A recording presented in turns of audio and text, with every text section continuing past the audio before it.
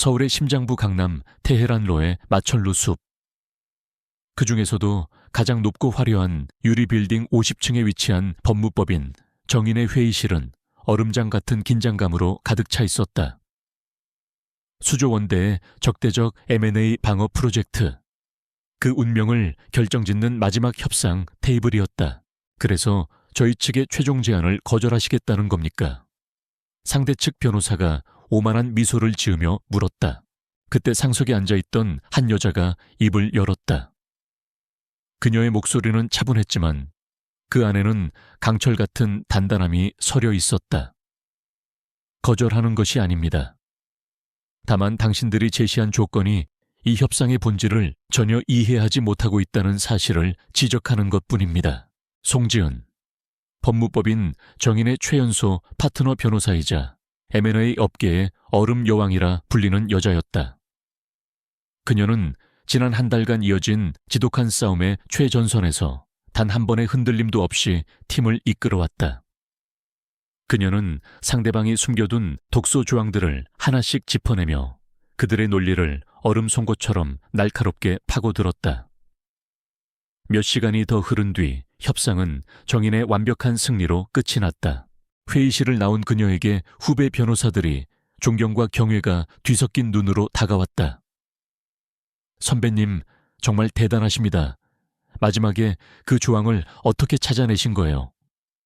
오늘 저녁에 축하 파티라도 해야 하는 거 아닙니까? 하지만 송지은은 그들의 제안에 희미하게 웃으며 고개를 저었다. 아니, 오늘은 먼저 가봐야 할 곳이 있어. 아주 중요한 약속이거든. 그녀의 아주 중요한 약속은 고급 레스토랑에서의 축하 파티나 와인 배서의 밀회가 아니었다. 얼음 여왕의 가면을 벗어던진 그녀는 강남의 화려한 빌딩 숲을 빠져나와 평범한 사람들이 사는 작은 동네 유치원으로 향했다. 그녀의 발걸음은 그 어느 때보다 가볍고 빨랐다. 유치원 문 앞에서 똑 닮은 얼굴을 한 6살배기 쌍둥이 남매가 그녀를 발견하고 달려왔다. 엄마 보고 싶었어요. 그녀는 딱딱하게 굳어있던 얼굴 근육을 풀고 세상에서 가장 따뜻한 미소로 아이들을 끌어안았다. 송민준, 송서아. 그녀의 세상의 중심이자 그녀가 살아가는 이유였다. 그녀의 이중생활. 낮에는 피도 눈물도 없는 기업 변호사로, 밤에는 두 아이를 위해 모든 것을 바치는 평범한 엄마로. 지난 6년간 그녀는 아슬아슬한 경계선 위에서 단 한순간도 쉬지 않고 달려왔다. 그녀의 작고 낡았지만 따뜻한 온기로 가득 찬 빌라. 세 식구는 저녁 식탁에 마주 앉아 오늘 유치원에서 있었던 일에 대해 제잘거렸다. 엄마, 오늘 미술 시간에요. 제가 그림 제일 잘 그렸다고 칭찬받았어요. 활발하고 당찬 성격의 딸 서아가 자랑스럽게 말했다. 정말 우리 서아 뭘 그렸는데, 커다란 용이랑 용을 무찌르는 공주님이랑. 그때 오빠인 민준이가 조용히 동생의 말을 바로잡았다. 민준이는 또래보다 의젓하고 생각이 깊은 아이였다. 아니야, 서아야. 오늘은 우리 아빠 그리기 시간이었잖아. 그 말에 식탁의 공기가 순간 싸늘하게 식었다. 서아는 아랑곳하지 않고 씩씩하게 말했다. 그래서 나는 아빠 대신 엄마를 2명 그렸어요. 한 명은 회사에서 괴물을 무찌르는 슈퍼우먼, 엄마 또 한 명은 집에서 우리랑 놀아주는 천사 엄마. 지은은 애써 웃으며 딸의 머리를 쓰다듬어 주었지만 아들 민준이의 얼굴에 스쳐 지나가는 아주 작은 그늘을 그녀는 놓치지 않았다. 아이들은 애써 괜찮은 척하고 있었지만 아빠의 부재는 이제 아이들의 세상에도 서서히 그 그림자를 들이우기 시작하고 있었다. 불안한 예감은 아이들이 내민 가정통신문 한 장으로 현실이 되었다. 학부모님께. 다음 주 토요일 본교의 연례 행사인 가족축제가 열릴 예정입니다. 특히 올해의 메인 활동은 아빠와 함께하는 미니올림픽과 우리 아빠 직업 소개하기 코너이니 아버님들의 많은 참여 부탁드립니다. 지은의 심장이 철렁 내려앉았다. 올 것이 왔구나. 그녀는 아이들을 최대한 안심시키려 노력했다. 엄마가 가면 되지. 엄마가 다른 아빠들보다 훨씬 더 힘도 세고 달리기도 잘하는데 걱정 마. 하지만 그녀의 마음속에는 피할 수 없는 전쟁을 앞둔 군인처럼 비장한 긴장감이 감돌기 시작했다. 며칠 뒤 문제의 미술 시간. 아이들은 우리 아빠 직업 소개하기 시간에 발표할 그림을 그리고 있었다. 아이들 대부분은 소방관, 경찰관, 의사 아빠의 모습을 자랑스럽게 그리고 있었다. 민준이와 서아는 하얀 도화지 앞에서 한참을 망설였다. 그리고 이내 두 아이는 약속이라도 한 듯 변호사 가운을 입은 엄마의 모습을 그리기 시작했다. 법전 대신 칼을, 서류 가방 대신 방패를 든 세상의 모든 악당들을 무찌르는 용감한 여전사의 모습이었다. 바로 그때 거만한 목소리 하나가 쌍둥이의 그림을 비웃었다. 야, 송민준, 너네 아빠는 직업도 없냐? 왜 엄마만 그려? 같은 반의 강유민이었다. 유민이의 엄마인 박혜진은 이 유치원의 학부모 회장이자 자신의 부와 지위를 과시하기 좋아하는 여자였다. 그녀는 늘 평범한 동네에 사는 미혼모인 지은을 눈의 가시처럼 여겼다. 우리 엄마는 너희 아빠 10명보다 더 멋있거든. 동생 서아가 참지 못하고 쏘아붙였다. 유민이는 코웃음을 쳤다. 우리 엄마가 그러는데 아빠 없는 애들은 문제아래. 그래서 너희랑 놀지 말랬어. 아빠도 없는 불쌍한 것들, 불쌍한 것들.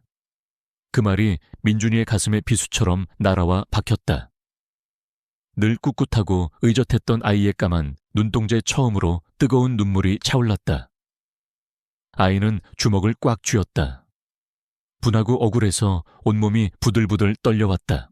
결국 두 아이는 울음을 터뜨렸고 교실은 아수라장이 되었다. 하지만 담임 선생님은 학부모 회장인 유민이 엄마의 눈치를 보며 아이들을 제대로 야단치지도 위로해주지도 못한 채 어물쩍 상황을 넘겨버렸다. 그날 밤 지은은 아이들의 방에서 이불을 뒤집어 쓴 채 소리 없이 흐느끼고 있는 민준이를 발견했다. 늘 동생을 지켜주던 듬직한 아들이 그렇게 서럽게 우는 모습은 처음이었다. 지은의 심장이 갈기갈기 찢어지는 것 같았다. 그녀는 아이들을 끌어안았다. 엄마, 민준이가 눈물 젖은 목소리로 물었다. 우리는 왜 아빠가 없어요? 우리가 착한 아이가 아니라서 아빠가 우리를 버린 거예요. 그 잔인한 질문 앞에서 그녀는 무너져 내렸다. 그녀는 지난 6년간 아이들에게 부족함 없는 사랑을 주기 위해 강티에처럼 단단하게 스스로를 무장해왔다. 하지만 세상의 편견이라는 거대한 벽 앞에서 그녀의 모든 노력은 허무하게 부서져 내리고 있었다. 그녀는 우는 아이들을 끌어안고 함께 눈물을 흘렸다.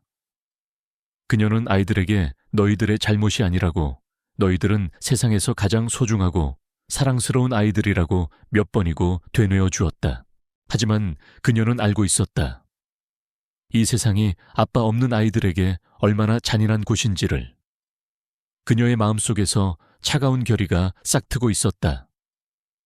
그녀는 더 이상 자신의 아이들이 상처받는 것을 좌시하지 않을 것이다.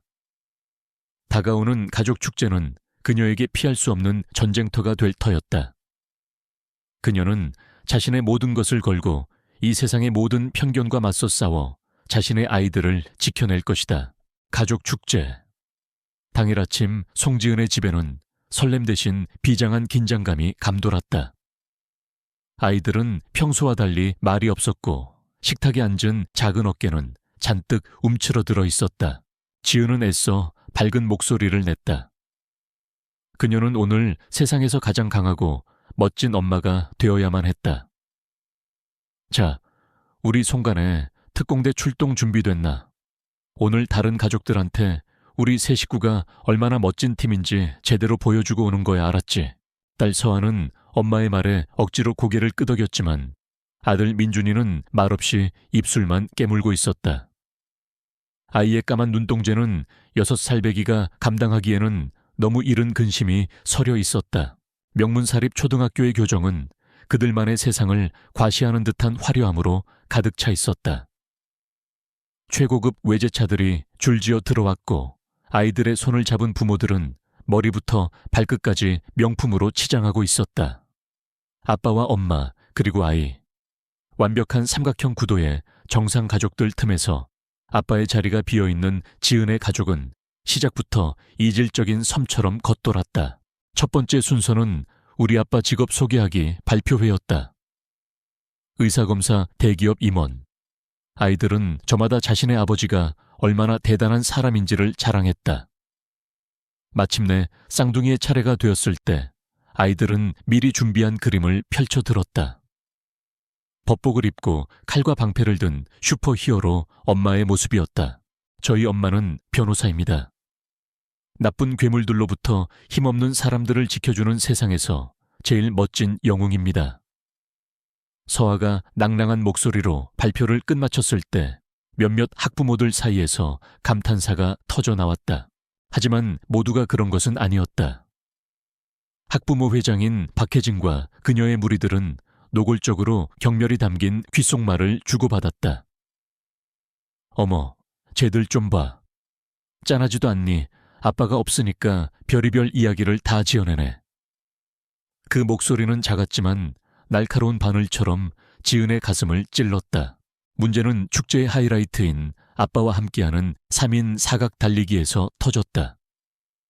아빠들이 아이들과 함께 발을 묶고 달리는 이 행사의 가장 잔인한 순서였다. 출발선에 서지 못한 아이는 운동장 전체에서 민준이와 서아 단 둘뿐이었다. 쌍둥이는 애써 태어난 척했지만 금방이라도 울음이 터질 듯한 얼굴이었다. 지은은 더 이상 망설일 수 없었다. 그녀는 운동장 중앙으로 걸어나가 밝은 목소리로 외쳤다. 민준아, 서아야, 괜찮아. 엄마랑 같이 뛰면 되지. 그녀는 민준이와 자신의 발을 끈으로 묶었다. 자, 서아는 우리 팀의 응원단장이야. 그녀는 이 어색하고 슬픈 상황을 어떻게든 유쾌하게 바꾸어 보려 애썼다. 바로 그때 박혜진이 그녀에게 다가왔다. 그녀의 얼굴에는 위선적인 동정의 미소가 걸려 있었다. 그녀의 목소리는 주변의 모든 학부모들이 들을 수 있을 만큼 컸다. 어머, 송 변호사님. 정말 대단하시네요. 혼자서 아빠 역할까지 하시려고 애쓰는 모습 정말 눈물겨워요. 그녀는 잠시 말을 끊고 쌍둥이를 위아래로 훑어보며 말을 이었다. 그런데 저렇게까지 하는 게 아이들 정서에 과연 좋을까요? 남자아이는 아빠를 보고 남자가 되는 법을 배우는 법인데 저러다 아이들 인성에 문제라도 생기면 어쩌려고 그러세요? 아빠 없는 아이들은 꼭 티가 나게 되어 있거든요. 그것은 공개적인 모욕이었다. 그녀의 말은 지은뿐만 아니라 그녀의 아이들의 미래까지 저주하는 잔인한 낙인이었다. 주변의 학부모들이 동조하며 수군거리는 소리가 들려왔다. 지은의 온몸의 피가 차갑게 식었다. 분노가 머리끝까지 치밀어 올랐다. 당장 저 여자의 머리채라도 잡고 싶었다.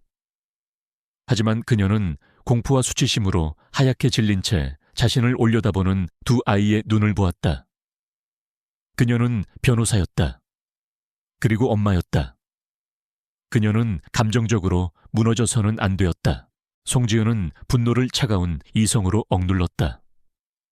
그녀는 박혜진을 똑바로 쳐다보며 얼음처럼 차갑지만 더없이 논리적인 목소리로 말했다. 박혜진 어머님. 그녀는 일부러 정중한 호칭을 사용했다. 걱정해 주시는 마음은 정말 감사하네요. 하지만 아이의 인성은 부모의 숫자가 아니라 부모가 어떤 사랑과 가치를 가르치느냐에 따라 결정된다고 생각합니다. 그녀의 목소리는 조용했지만 운동장 전체를 울리는 힘이 있었다.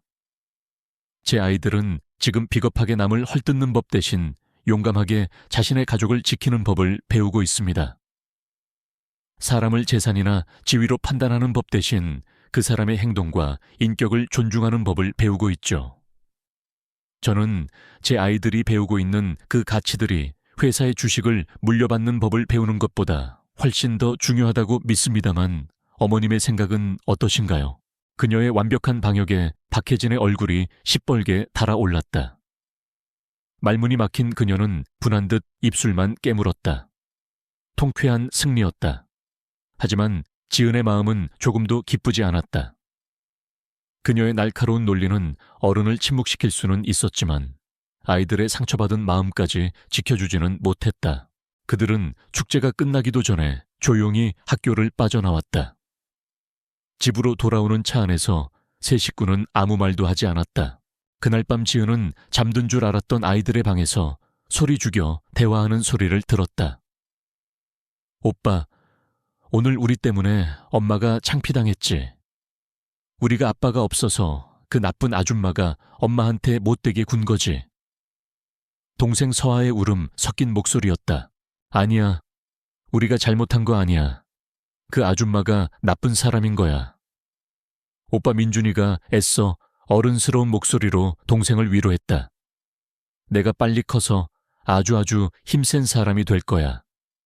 그래서 다시는 아무도 엄마를 못 살게 굴지 못하게 할 거야. 내가 꼭 지켜줄 거야. 지은은 방문 앞에서 소리 없이 흘러내리는 눈물을 닦았다.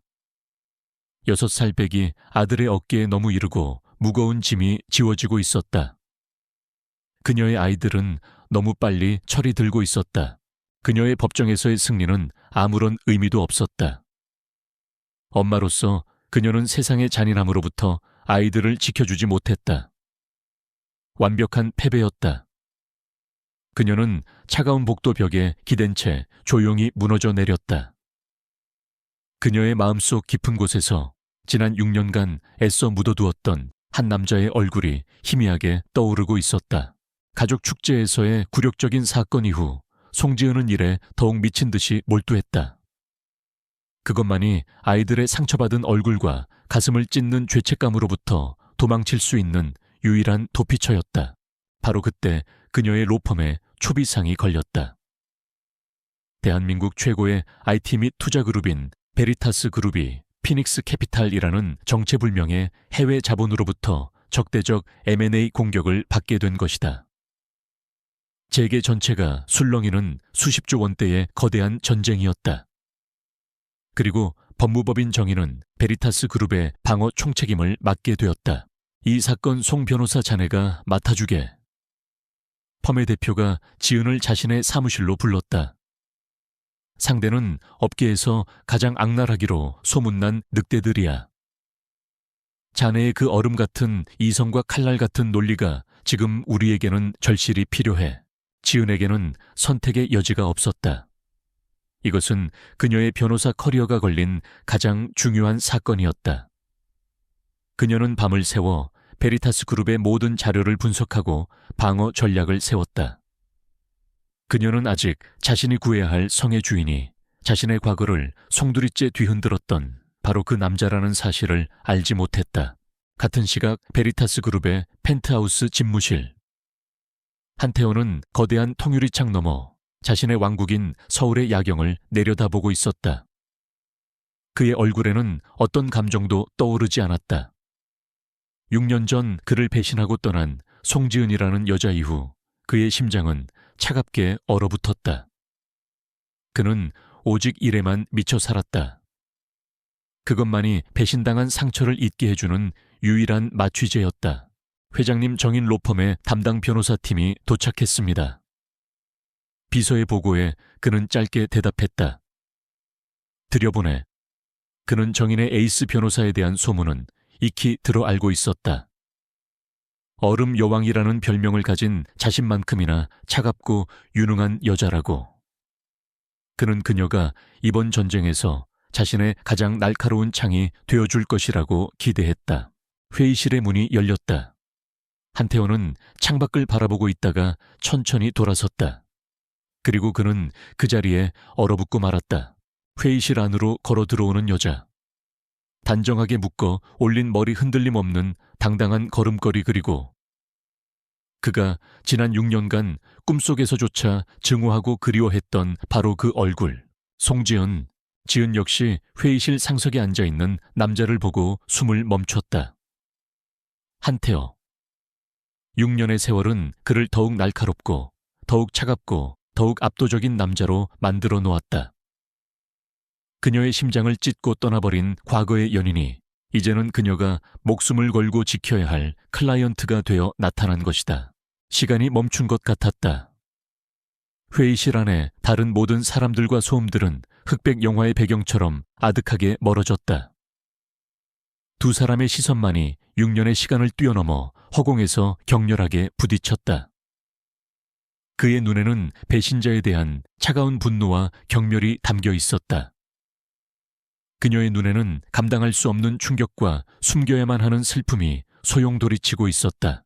회의실 안의 모든 사람들은 두 사람 사이에 흐르는 이 살벌하고 기묘한 기류에 당황하여 어쩔 줄 몰라 했다. 먼저 정신을 차린 것은 지은이었다. 그녀는 변호사였다. 그녀는 자신의 감정을 드러내서는 안 되었다. 그녀는 수만 번의 재판에서 그랬던 것처럼 자신의 모든 감정을 두꺼운 얼음 가면 뒤로 숨겼다. 처음 뵙겠습니다. 법무법인 정인의 송지은 변호사입니다. 베리타스 그룹의 법률 대리를 맡게 되었습니다. 그녀의 목소리는 완벽하게 사무적이었다. 테오 역시 자신의 감정을 억눌렀다. 그는 이 전쟁이 끝날 때까지 그녀의 유능함이 필요했다. 그는 자신의 증오심을 날카로운 공격성으로 바꾸었다. 송지은 변호사. 소문은 익히 들었소. 그는 비꼬는 듯한 미소를 지었다. 당신의 그 대단한 능력으로 내 회사를 지켜낼 수 있을지 어디 한번 봅시다. 그날의 회의는 회의가 아닌 전쟁이었다. 두 사람은 서로의 과거를, 서로의 상처를 겨누는 대신 법률 용어와 경영 전략이라는 칼날을 들고 서로를 공격했다. 그는 그녀의 전략의 모든 허점을 집요하게 파고들었고, 그녀는 그의 모든 공격을 완벽한 논리로 막아냈다. 그들은 서로를 증오했지만 동시에 서로의 비범한 능력에 감탄하고 있었다. 그는 그녀가 돈 때문에 남자를 버리는 그런 속물적인 여자와는 거리가 멀다는 것을 본능적으로 느끼고 있었다. 그녀 역시 그가 지난 6년간 얼마나 외롭고 치열하게 살아왔는지를 그의 날 선 눈빛 속에서 읽고 있었다. 몇 시간에 걸친 회의가 끝나고 사람들이 모두 회의실을 빠져나갔을 때 태어는 막 자리에서 일어나려던 지은을 낮은 목소리로 불러세웠다. 그의 목소리는 다른 누구도 들을 수 없을 만큼 작았지만 그 안에는 뱀의 독처럼 차가운 경고가 담겨 있었다. 지금 무슨 게임을 하자는 건지는 모르겠지만 이것만은 알아도 송지은 씨. 그는 그녀의 귓가에 속삭였다. 나는 6년 전의 일을 잊지 않았어. 당신은 당신의 일을 하고 이 전쟁이 끝나면 내 눈앞에서 다시 한번 사라져 줘야겠어. 알아들었나? 그의 잔인한 말에 지은은 대답하지 않았다. 그녀는 그저 그를 한번 쳐다보고는 아무 말 없이 회의실을 빠져나갔다. 베리타스 그룹의 거대한 빌딩을 빠져나와 텅 빈 엘리베이터에 홀로 섰을 때 그녀의 단단했던 가면이 마침내 무너져 내렸다. 그녀는 차가운 엘리베이터 벽에 기댄 채 소리 없이 주저앉았다. 자신이 목숨을 걸고 지켜야 할 아이들의 아버지가 이제는 그녀를 자신의 가장 큰 원수처럼 대하고 있었다. 운명의 장난은 너무나도 가혹했다. 베리타스 그룹의 M&A 방어 프로젝트는 거대한 체스판과도 같았다. 송지은과 한태원은 6년의 세월을 사이에 두고 이제 적대적인 아군이 되어 이 치열한 전쟁을 이끌어야만 했다. 그들의 사무실은 숨막히는 긴장감으로 가득 찬 전쟁 상황실이 되었다. 송 변호사 반에 대한 리스크 분석 보고서는 아직인가 한 회장님 요청하신 자료는 이미 책상 위에 올려두었습니다. 그들의 대화는 짧고 건조했으며 지독하게 사무적이었다. 하지만 그 차가운 상호작용 속에서 두 사람은 서로를 다시 보게 되었다. 한태호는 자신이 돈 때문에 떠났다고 믿었던 여자가 사실은 그 누구보다 강인하고 명석하며 지독한 워커홀릭이라는 사실에 놀랐다. 송지은 역시 철없고 뜨겁기만 했던 과거의 남자가 이제는 그룹 전체의 운명을 짊어진 채 고독하게 싸우는 냉철한 제왕이 되어 있다는 사실에 낯선 감정을 느꼈다. 증오는 여전했다. 하지만 그 증오의 표면 아래로 프로페셔널로서의 존경심과 어쩌면 아직 차에 정리되지 못한 과거의 미련이 미세한 균열을 만들어내고 있었다. 그날도 두 사람은 밤늦게까지 사무실에 남아 서류 더미와 씨름하고 있었다. 며칠째 이어진 강행군의 지은은 자신도 모르게 책상에 엎드려 잠이 들었다. 타연은 예민하게 서류를 검토하다가 옆에서 들려오는 고른 숨소리에 고개를 돌렸다. 그는 잠든 그녀의 얼굴을 처음으로 가만히 들여다보았다. 6년의 세월이 그녀의 얼굴에 옅은 그늘을 새겨놓았다. 피로에 지친 기색이 역력했다. 그는 저도 모르게 손을 뻗어 그녀의 뺨 위로 흘러내린 머리카락을 쓸어 넘겨주고 싶다는 충동을 느꼈다.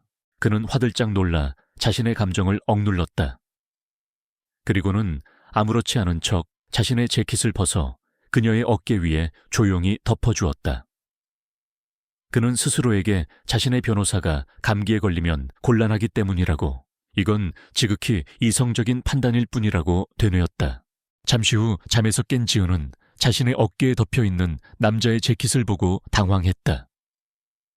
재킷에는 6년 전 그녀가 그토록 좋아했던 그의 서늘하지만 안정감을 주던 채취가 남아있었다.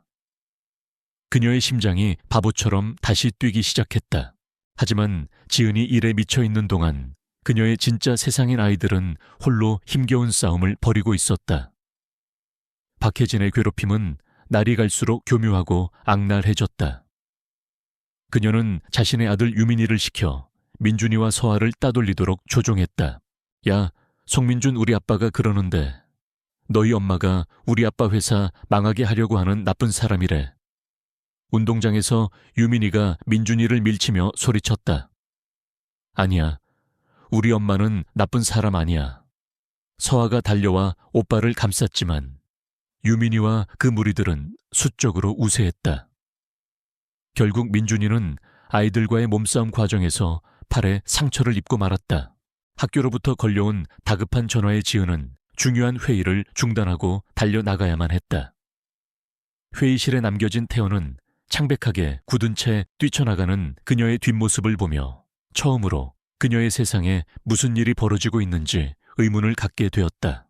그 시각 태어의 정보팀은 적대적 M&A를 시도하는 피닉스 캐피탈의 배후에 대한 결정적인 정보를 입수했다.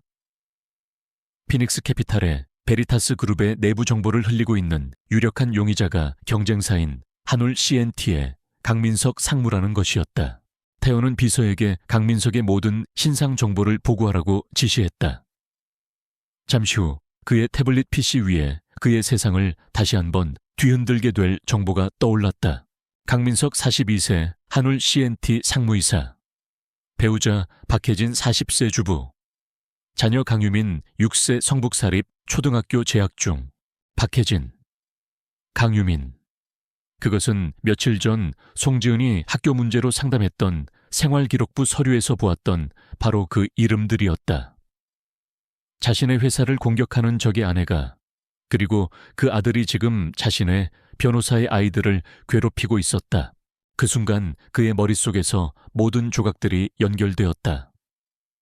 송지은이 최근 들어 부쩍 피곤해 보였던 이유, 그녀가 종종 학교로부터 걸려온 전화를 받으며 굳은 표정을 지었던 이유, 그녀는 회사에서는 거대한 전쟁을, 그리고 밖에서는 또 다른 외로운 전쟁을 홀로 치르고 있었던 것이다.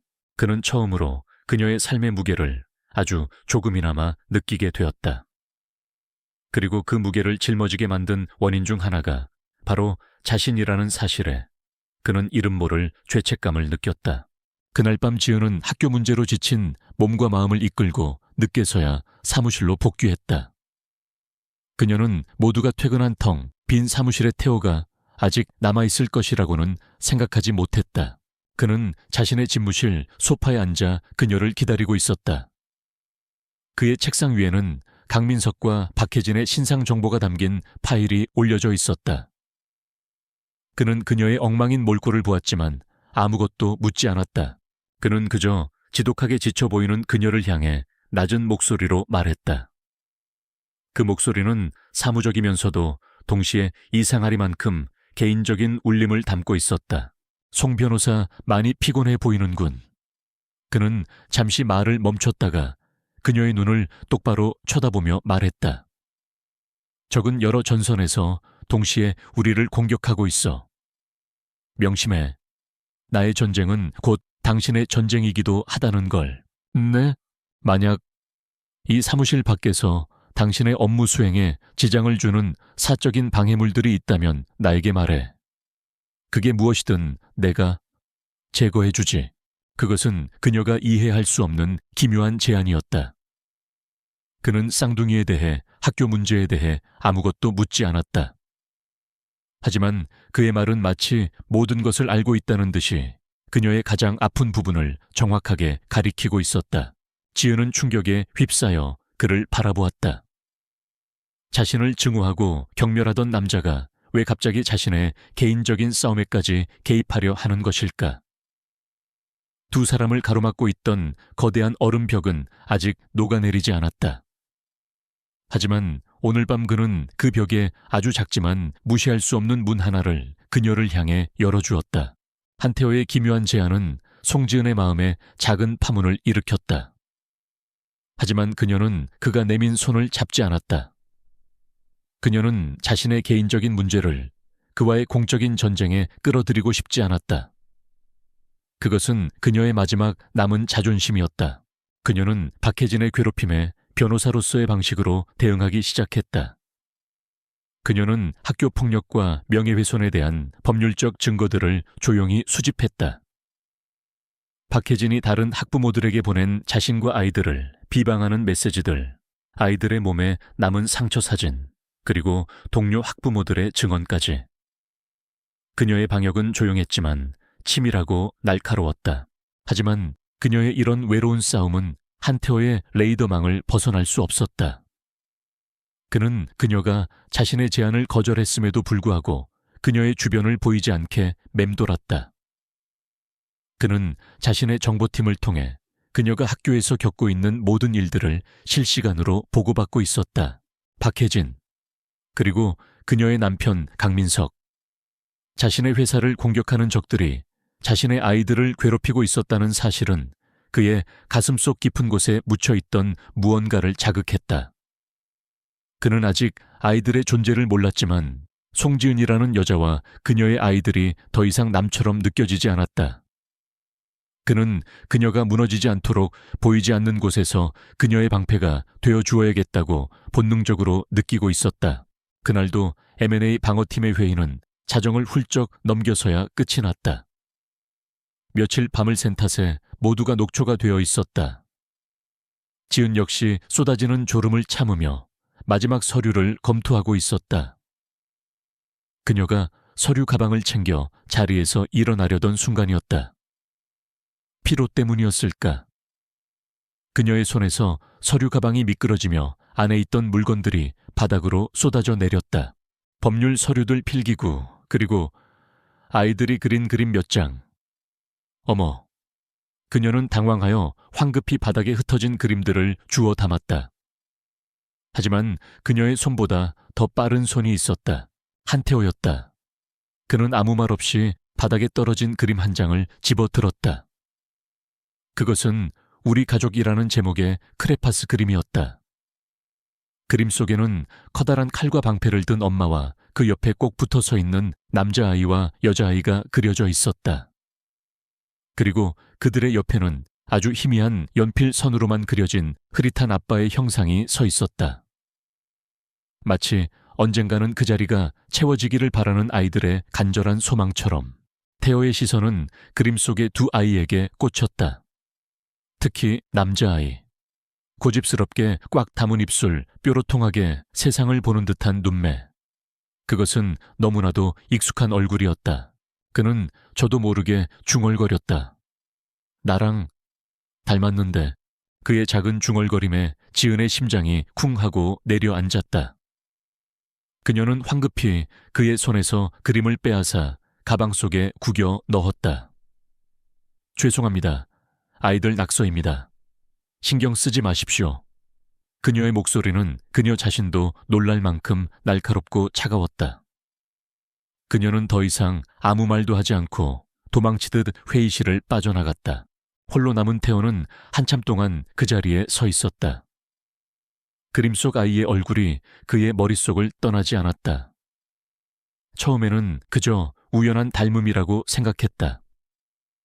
하지만 그의 예리한 분석가의 두뇌는 흩어져 있던 의심의 조각들을 하나씩 맞추기 시작했다. 6년 전 그녀가 갑자기 사라졌다. 그리고 지금 6살 빼기 쌍둥이 남매. 그림 속의 아이들은 명백히 쌍둥이였다.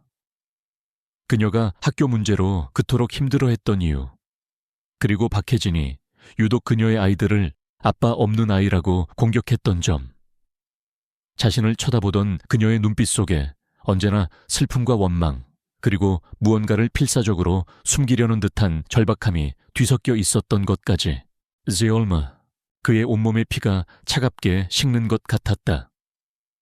그는 자신의 집무실로 돌아와 서랍 깊숙한 곳에 보관해 두었던 낡은 앨범을 꺼냈다. 그의 유년 시절 사진들이었다. 6살 생일 돌아가신 어머니와 함께 찍었던 사진. 사진 속의 어린아이는 방금 전 그림에서 보았던 그 남자아이와 소름이 끼칠 정도로 똑 닮아 있었다. 그의 완벽했던 세계가 무너져 내리기 시작했다. 그는 미친 듯이 송지은의 과거를 다시 파헤치기 시작했다. 하지만 이번에는 로펌의 공식적인 인사 기록이 아니었다.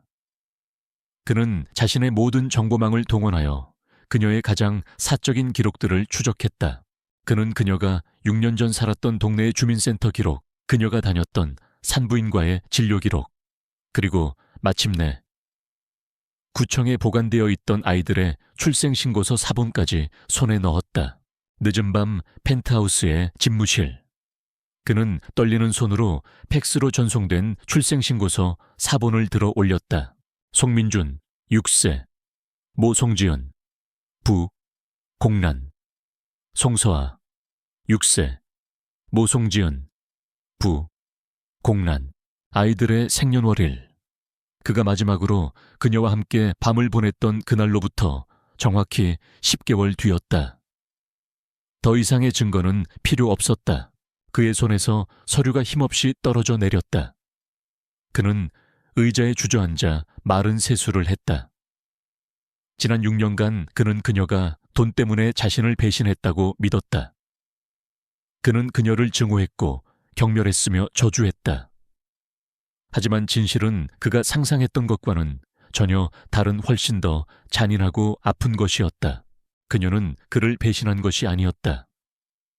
그녀는 그의 아이들을 지난 6년간 홀로 세상의 모든 편견과 맞서 싸우며 지켜내고 있었던 것이다. 그렇다면 자신은 대체 무엇이었나? 그는 아버지가 될 자격조차 없는 괴물이었다. 그의 눈에서 6년 만에 처음으로 뜨거운 눈물이 흘러내렸다. 그것은 분노의 눈물이 아니었다. 지독한 후회와 감당할 수 없는 죄책감, 그리고 자신의 아이들을 향한 사무치는 미안함이 뒤섞인 한심한 남자의 눈물이었다. 그의 머릿속에 아주 작지만 너무나도 선명한 결심 하나가 싹트고 있었다. 한태호의 세상은 그가 쌓아 올린 견고한 성체와도 같았다. 그곳은 감정이 배제된 채 오직 이성과 논리, 그리고 데이터만이 지배하는 차가운 왕국이었다. 하지만 그날 밤 아이들의 그림 한 장은 그의 초롱성 같았던 세계에 아주 작은 하지만 치명적인 균열을 만들어냈다.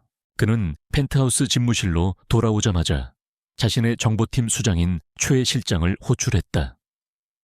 최 실장은 과거 국정원 출신으로 그의 그림자처럼 움직이며 가장 은밀한 임무들을 처리하는 인물이었다. 최 실장. 태호의 목소리는 평소보다 훨씬 더 낮고 위험하게 가라앉아 있었다. 송지은 변호사. 그녀의 지난 7년간의 모든 것을 다시 조사해. 내가 원하는 건 공식적인 서류가 아니야. 그녀가 어디서 살았고 누굴 만났으며 어느 병원에 갔는지. 은행 기록, 통신 기록, 출입국 기록까지 먼지 한 톨까지 전부 다. 그는 잠시 말을 멈췄다가 더욱 서늘한 목소리로 덧붙였다. 그리고 그녀의 아이들. 송민준, 송서아.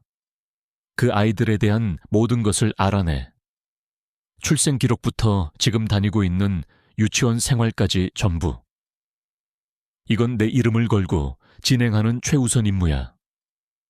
단 송지은 변호사는 물론 그 어떤 개미 새끼 한 마리도 눈치채서는 안 돼. 최 실장은 이유를 묻지 않았다. 그는 그저 묵묵히 고개를 숙이고 어둠 속으로 사라졌다. 태호는 잠을 잘 수 없었다. 그림 속 아이의 얼굴이 그의 뇌리에 낙인처럼 새겨져 떠나지 않았다. 그는 미친 사람처럼 송지은과의 과거를 복기하기 시작했다. 6년 전, 그녀는 왜 떠났을까? 그는 언제나 그녀가 돈 때문에 자신을 버렸다고 믿었다. 그의 집안이 제시한 더 좋은 조건의 정략 결혼 상대가 나타나자 미련 없이 자신을 배신했다고. 하지만 지금 와서 생각해보니 모든 것이 이상했다. 그녀는 그런 여자가 아니었다. 그녀의 눈은 언제나 맑고 정직했으며 돈으로는 살 수 없는 고고한 자존심으로 빛나고 있었다. 그는 6년 전 그날 그녀에게 마지막으로 했던 말을 떠올렸다. 아버지가 쓰러지셨다는 소식을 듣고 병원으로 달려가던 길이었다. 그는 약혼녀였던 그녀에게 기다리라고 말했다. 모든 것을 정리하고 돌아오겠다고. 하지만 그가 돌아왔을 때 그녀는 이미 사라지고 없었다. 편지 한 장, 전화 한 통 없이 그는 그녀가 자신을 기다리지 못하고 더 좋은 조건을 찾아 떠났다고 생각했다. 배신감에 눈이 멀어 그는 진실을 파헤치려 하지 않았다. 아니 어쩌면 진실을 마주할 용기가 없었는지도 모른다. 그는 밤을 새워 그녀와 함께했던 시간들을 떠올렸다. 그리고 그는 깨달았다. 자신이 얼마나 그녀에 대해 무지했는지를. 그는 그녀의 이름과 직업 외에 그녀의 가족에 대해, 그녀의 아픔에 대해 아무것도 알지 못했다. 그는 자신의 감정에만 취해 그녀의 세계를 들여다보려 하지 않았던 것이다. 다음 날 아침 초의 실장으로부터 첫 번째 보고가 올라왔다. 송지은 변호사는 6년 전 회장님과 헤어진 직후 살던 오피스텔을 정리하고 약 1년 반 동안 행적이 묘연합니다. 공식적인 거주 기록은 부모님 댁으로 되어 있지만 그 기간 동안 그녀를 목격한 사람은 아무도 없습니다. 1년 반의 공백, 아이를 낳고 몸을 추스르기에 충분한 시간이었다. 태호의 심장이 차갑게 가라앉았다. 보고는 계속되었다.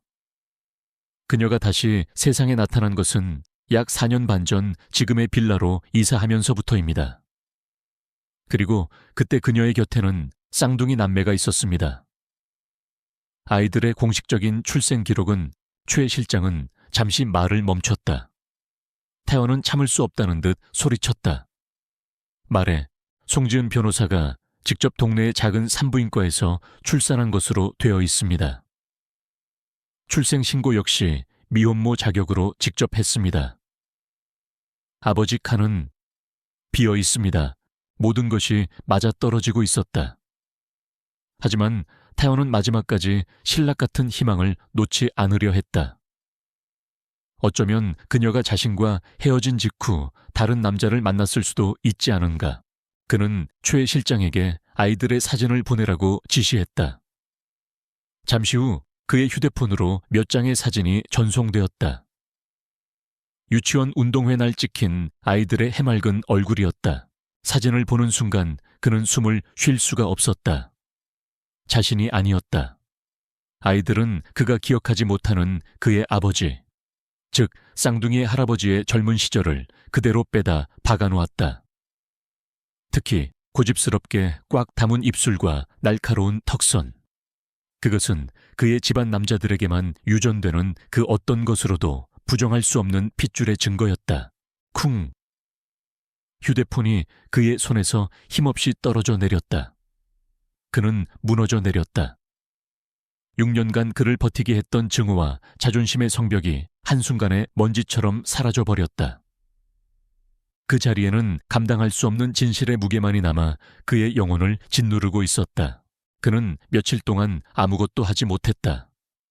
그는 회사에도 나가지 않았다. 그는 그저 어두운 펜트하우스에 홀로 앉아 아이들의 사진만을 넋 나간 사람처럼 들여다보았다. 그의 아들 송민준, 그의 딸 송서아. 그는 아이들의 이름을 수없이 되뇌었다. 입안에서 느껴지는 그 이름의 감촉이 너무나도 낯설고 아팠다. 그는 아버지였다. 하지만 그는 자신의 아이들이 세상에 태어나 울고 웃고 자라는 동안 아무것도 알지 못했다. 그는 아버지가 아니었다. 그는 그저 이기적인 겁쟁이였을 뿐이었다. 그는 송지은을 떠올렸다. 홀로 두 아이를 낳아 기른다는 것이 얼마나 힘겹고 외로운 싸움이었을까. 그녀는 왜 자신에게 알리지 않았을까? 아니, 자신이 그녀에게 그런 기회조차 주지 않았던 것은 아닐까. 그는 마침내 결심했다. 그는 이 모든 것을 직접 확인해야만 했다. 그는 더 이상 자신의 성 안에 숨어 있을 수 없었다. 그는 자신의 죄를, 자신의 실수를 직접 마주해야만 했다. 그는 비틀거리는 몸을 일으켜 옷을 갈아입었다. 그의 목적지는 단 한 곳. 송지은 그녀가 있는 곳이었다.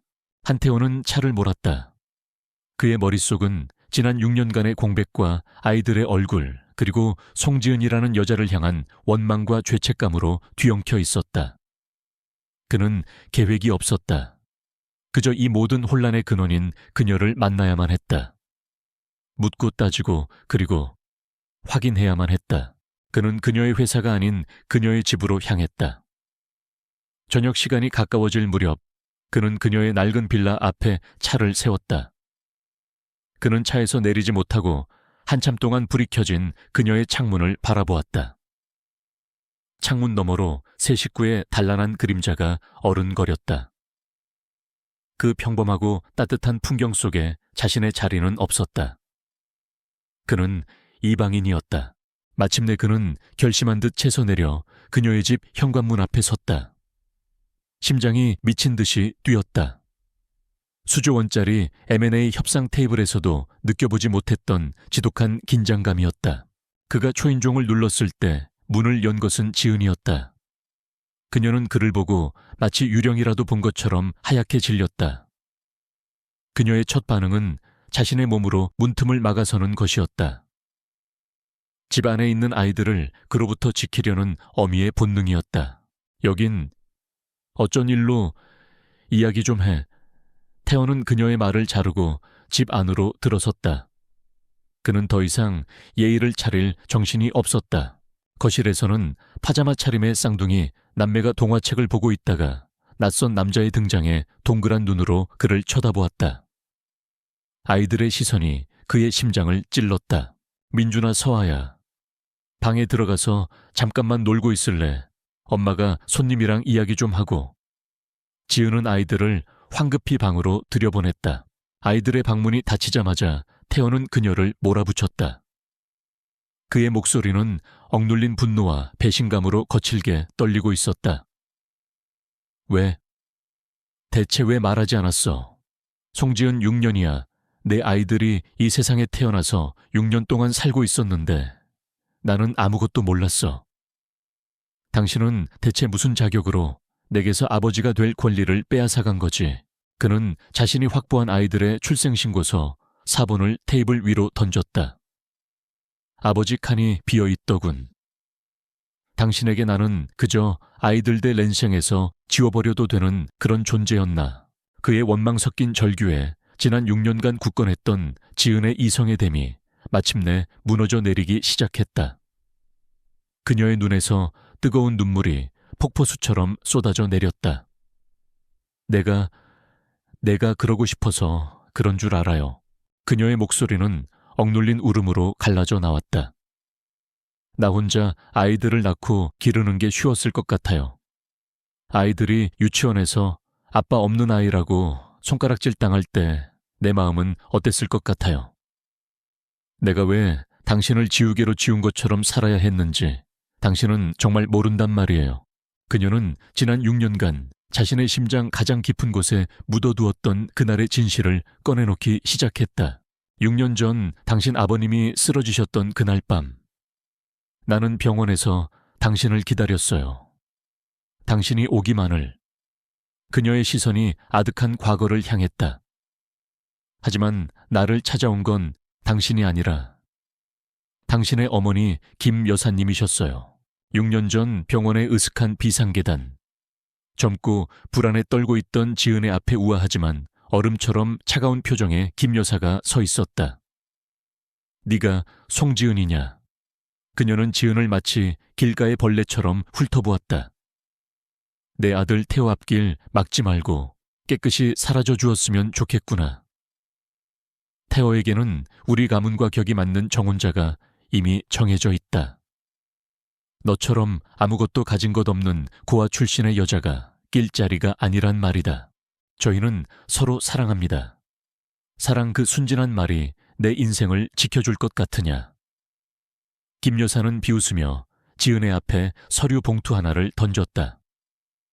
그 안에는 지은의 돌아가신 부모님이 남긴 작은 식당의 건물, 등기부 등본과 그녀의 유일한 가족이었던 할머니가 살고 있는 시골집의 사진들이 들어있었다. 내 말 똑똑히 들어. 이대로 태호 곁에 남겠다면 나는 네 할머니가 길바닥에 나앉게 만들고 네 부모님이 피땀으로 일군 저 식당 건물을 잿더미로 만들어버릴 수도 있다. 하지만 조용히 사라져준다면. 그녀는 수표 한 장을 내밀었다. 이 돈을 받고 2번 다시 내 아들 눈앞에 나타나지 마라. 태호를 위한 길은 네가 그의 인생에서 독처럼 사라져주는 것뿐이야. 그게 네가 그를 진심으로 사랑한다면 그를 위해 해줄 수 있는 유일한 일이다. 그분은 저에게 선택하라고 했어요. 지은은 흐느끼며 말했다. 당신을 지키기 위해 저와 제 가족의 모든 것을 버리든가 아니면 제 욕심 때문에 당신의 인생을 망가뜨리든가. 그래서 나는 떠났어요. 당신을 지키는 유일한 방법이 당신을 떠나는 것이라고 믿었으니까. 당신이 나를 돈 때문에 떠난 배신자라고 평생 원망하게 되더라도 당신만 지킬 수 있다면 나는 괜찮다고 생각했어요. 태호의 세상이 다시 한번 무너져 내렸다. 그를 지배했던 6년간의 진실. 그녀가 자신을 배신했다는 그 믿음이 완벽한 거짓이었다는 사실 앞에서 그는 할 말을 잃었다. 그는 배신당한 것이 아니었다. 그와 그녀 2사람 모두 자신의 어머니가 만들어 놓은 거대한 기망흑의 희생자였을 뿐이다. 그의 분노는 이제 방향을 잃고 자신의 진짜 적을 향해 활활 타오르기 시작했다. 그를 지난 6년간 불행의 구렁텅이에 몰아넣고 그의 아이들을 아비 없는 자식으로 만든 장본인. 바로 자신의 어머니였다. 그의 눈빛이 지독한 후회와 끔찍한 분노로 이글거렸다.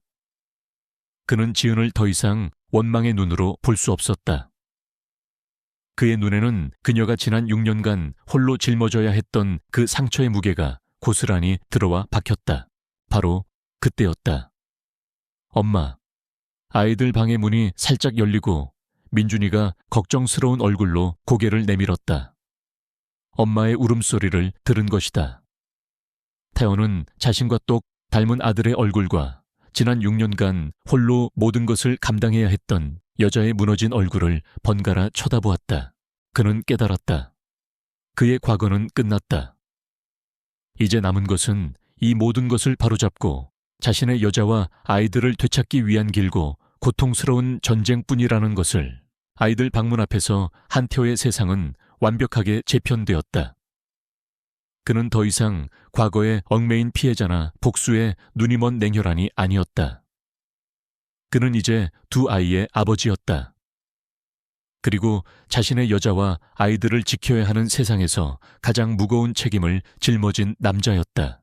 그의 눈빛이 이전과는 비교할 수 없을 만큼 차갑고 단단해졌다. 그는 아이들 방으로 들어가 겁에 질린 채 서로를 끌어안고 있는 민준이와 서아의 앞에 한쪽 무릎을 꿇었다. 그는 서툴지만 세상에서 가장 진심 어린 목소리로 말했다. 얘들아, 놀라게 해서 미안해. 이제 괜찮아. 아빠가 여기에 있으니까. 아바.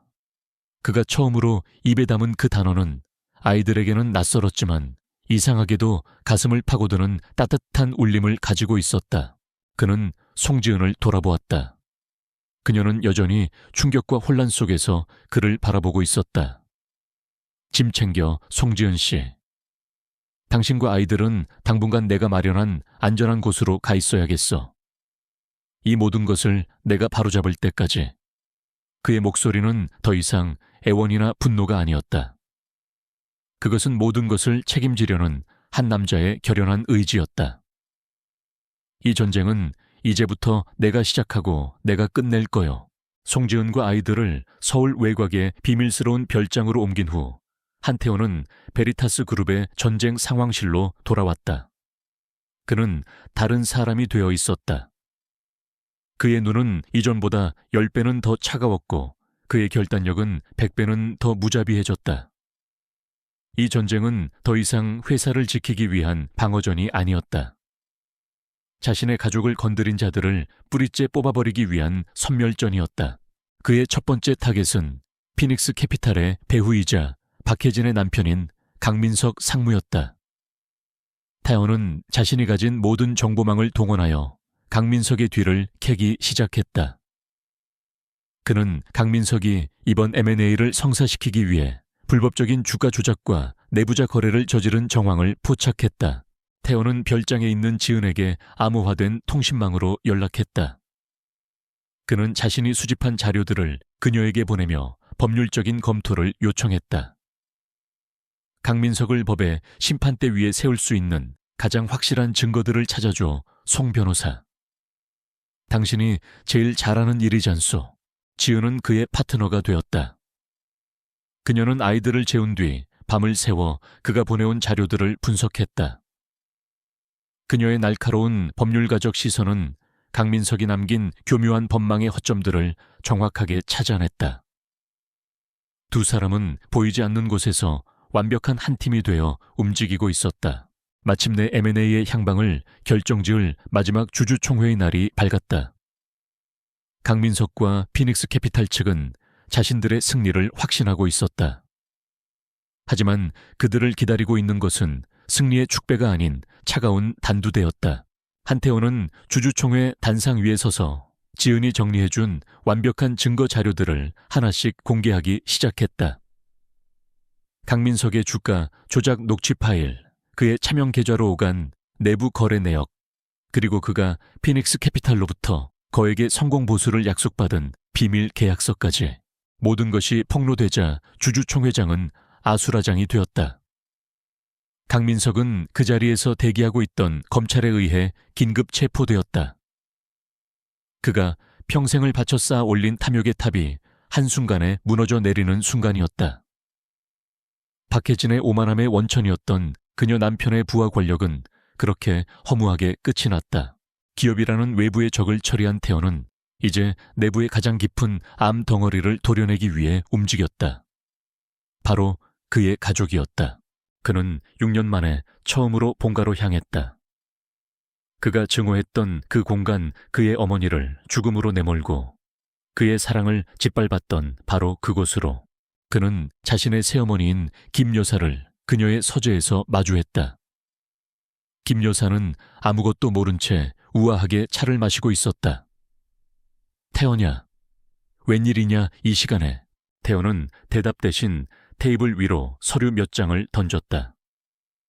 그것은 6년 전 그녀가 송지은을 협박했던 증거들이었다.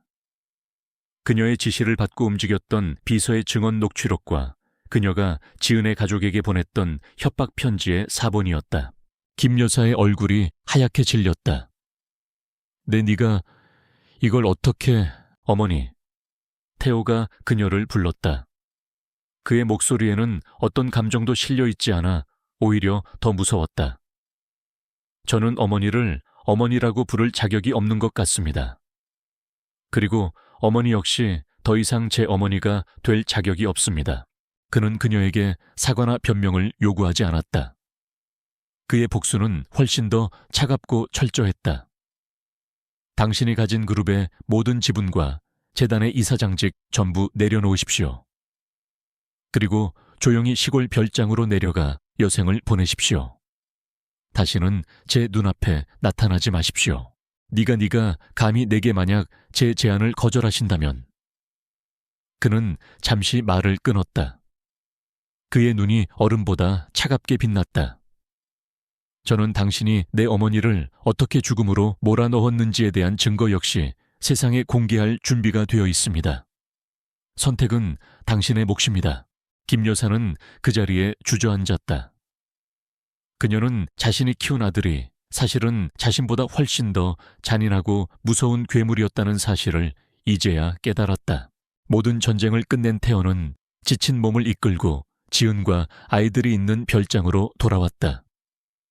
그가 별장에 도착했을 때 거실에서는 아이들의 웃음소리가 흘러나오고 있었다.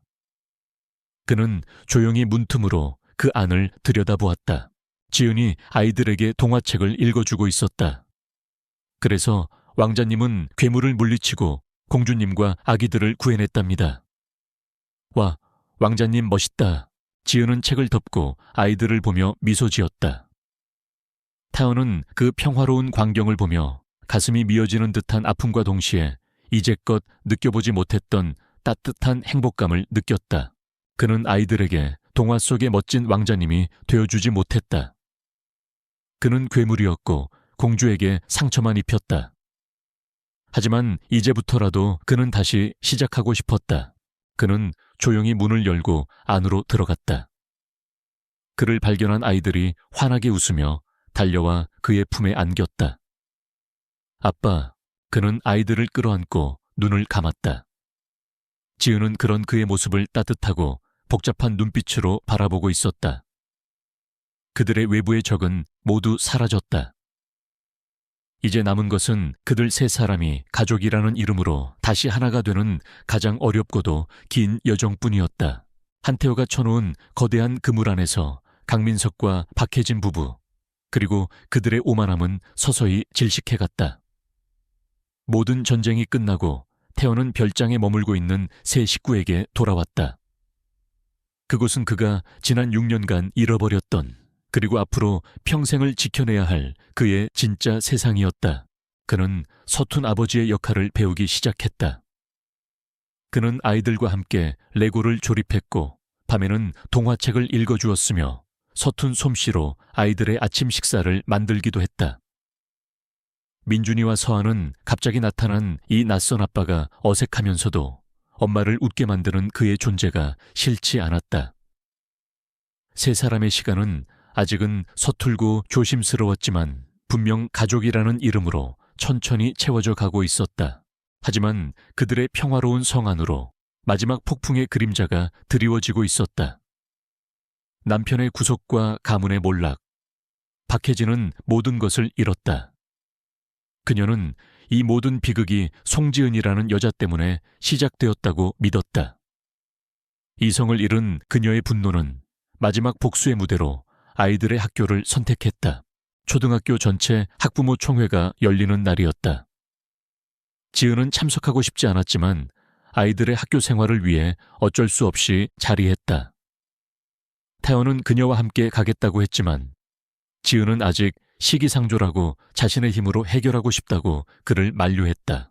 총회가 끝나고 담임 선생님과의 개별 면담이 진행되는 강당. 박혜진은 바로 그 순간을 노렸다.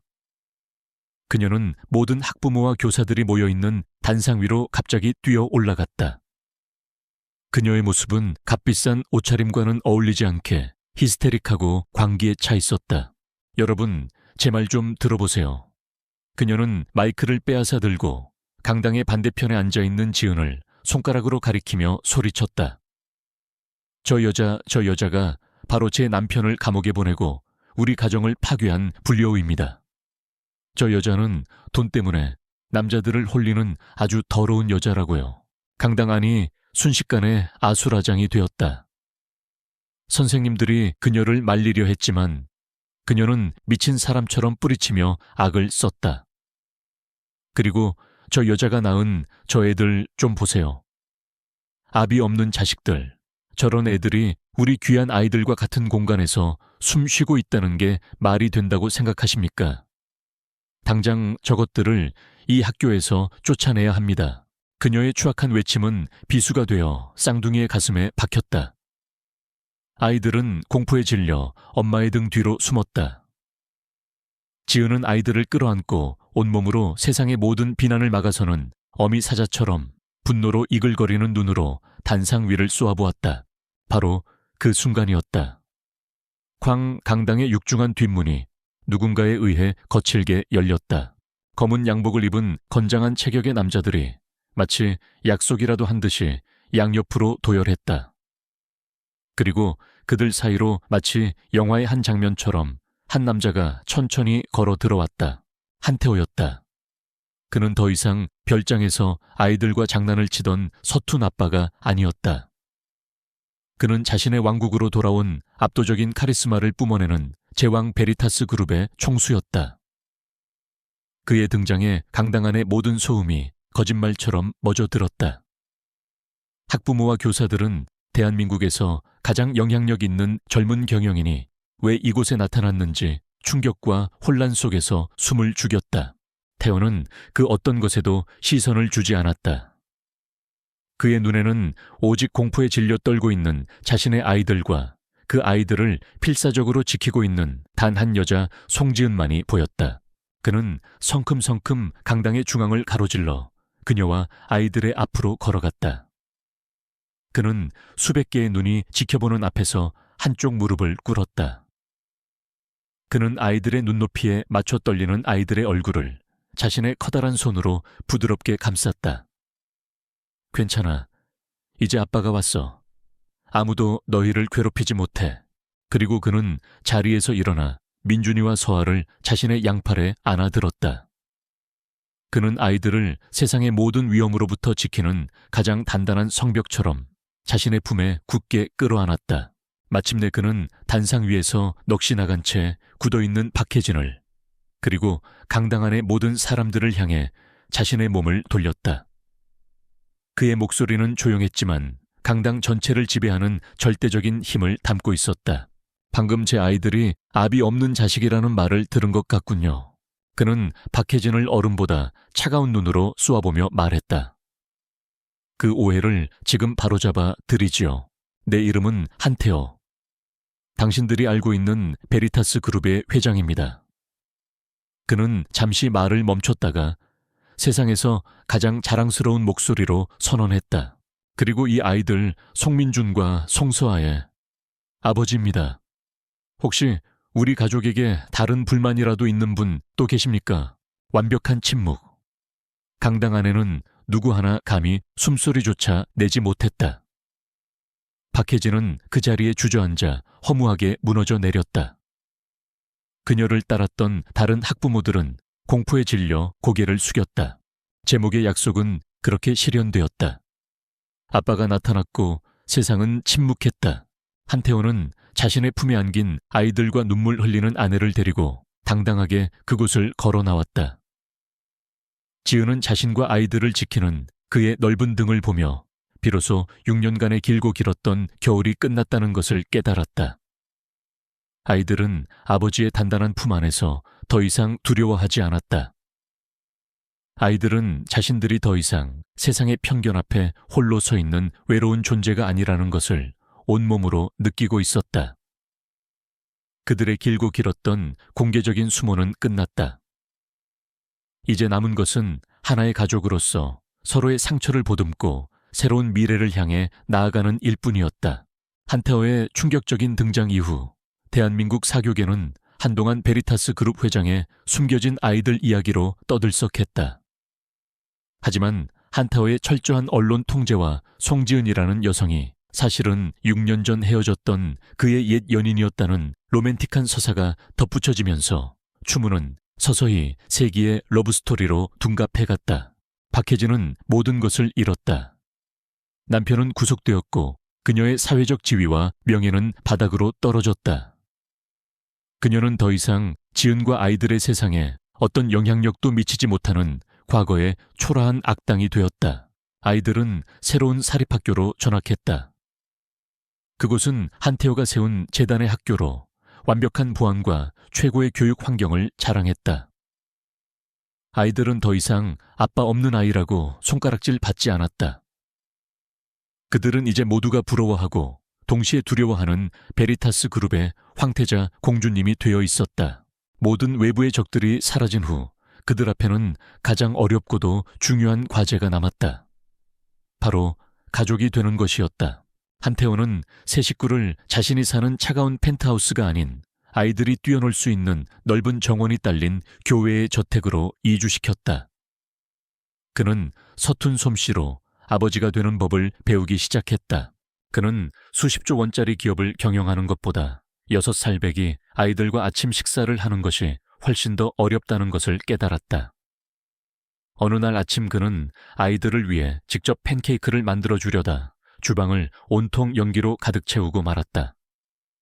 시커멓게 타버린 팬케이크를 보며 망견자실에 있는 그의 모습을 보고 처음에는 어이없어 하던 지은이 먼저 웃음을 터뜨렸다. 엄마의 웃음소리에 아이들도 배를 잡고 웃기 시작했다.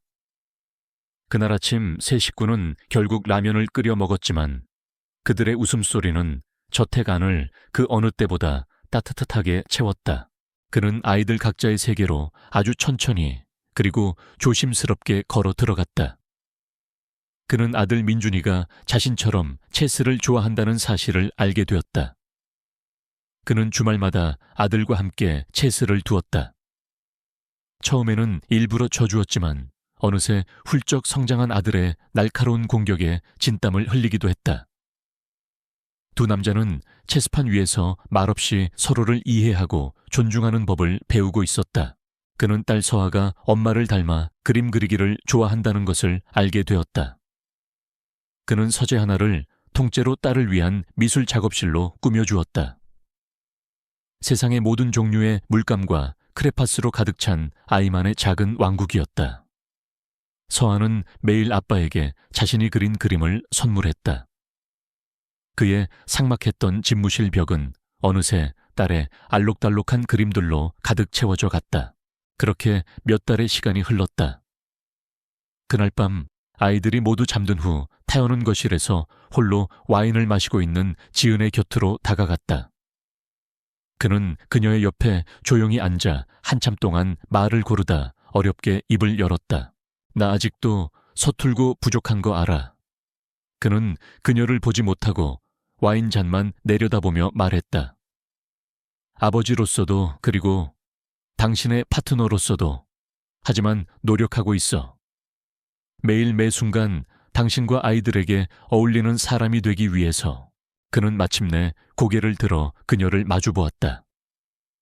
그의 눈에는 진심 어린 고백이 담겨 있었다.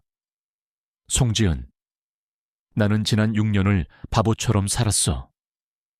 내 자존심과 우리 집안의 거짓말에 눈이 멀어 내 인생의 가장 소중한 것들을 놓쳐버렸지.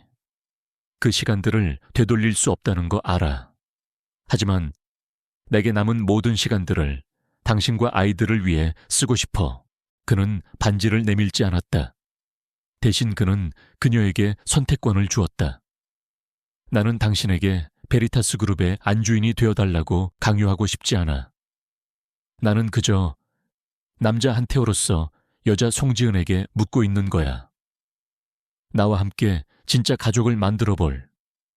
두 번째 기회를 주지 않겠어. 당신의 방식대로 당신의 속도에 맞춰서.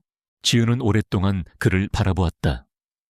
그녀는 지난 몇 달간 그가 얼마나 필사적으로 변하려 노력했는지를 지켜보았다.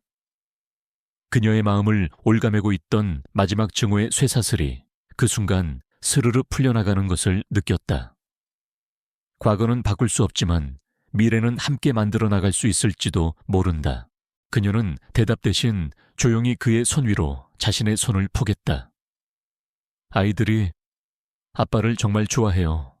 그리고 아이들의 엄마도 이제 당신이라는 파트너를 다시 사랑하는 법을 배워볼 준비가 된 것 같아요.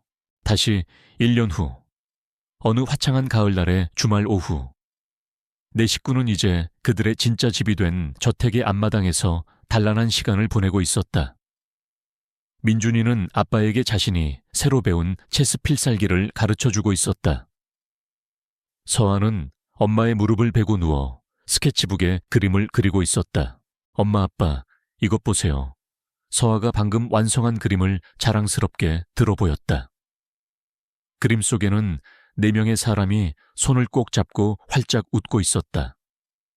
6년 전 희미한 연필선으로만 그려졌던 아빠의 자리는 이제 세상에서 가장 든든하고 따뜻한 미소를 띤 한태호의 얼굴로 채워져 있었다. 지은과 태호는 아이들을 바라보며 서로를 마주보고 미소 지었다. 태호가 자연스럽게 그녀의 어깨를 감싸 안았고 그녀는 그의 품에 편안하게 기댔다.